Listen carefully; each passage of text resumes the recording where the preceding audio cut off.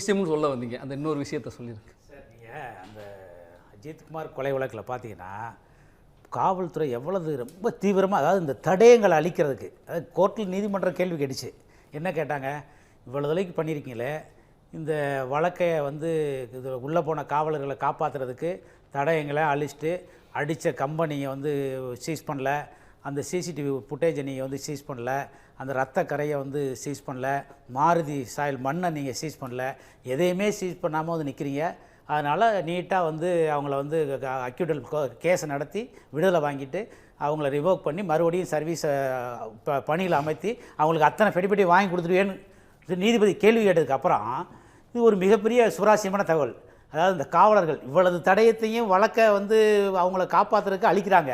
ஒரு பக்கம் 29 இறந்தவன் தெரிஞ்சவனே நேராக காலையில் போய் அந்த ஈஓவை பார்த்து அந்த கோயிலில் உள்ள சிசிடிவினுடைய அந்த பென் டிரைவ் அந்த இதை மெயின் இதை வந்து வாங்கிட்டு ஒரு ராமச்சந்திரன் காவலர் வாங்கிட்டு எங்கேயோ போயிட்டார். அது காவல்துறையிலே ஒப்படைக்கலை.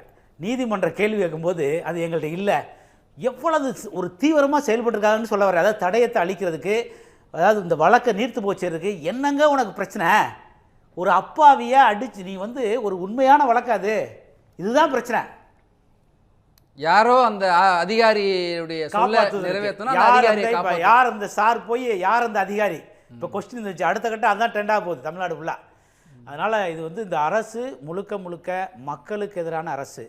அதாவது நீங்கள் கள்ளக்குறிச்சியில் ஆரம்பித்து சாரி கேட்டார், நம்ம விழுப்புரத்தில் சாரி கேட்டார், அடுத்து ஒவ்வொரு அண்ணாமலை சார் சொல்றாரு அவர் எதிர்க்கட்சி தலைவராக இருக்க சாரி கேட்க ஆரம்பிச்சிட்டாருங்க. அண்ணா பல்கலைக்கழகம் இப்ப மிகப்பெரிய அரச பயங்கரவாதம், மனித உரிமை மீறல், ஒருத்தனை அடிச்சு கொலை பண்ணிட்டு அதுலயும் சாரி கேட்டா என்ன அர்த்தம்? சாரியோட முடிஞ்சிருமா? அந்த இது இன்னும் எத்தனை பேரை கொல்றது காத்திருக்கீங்க?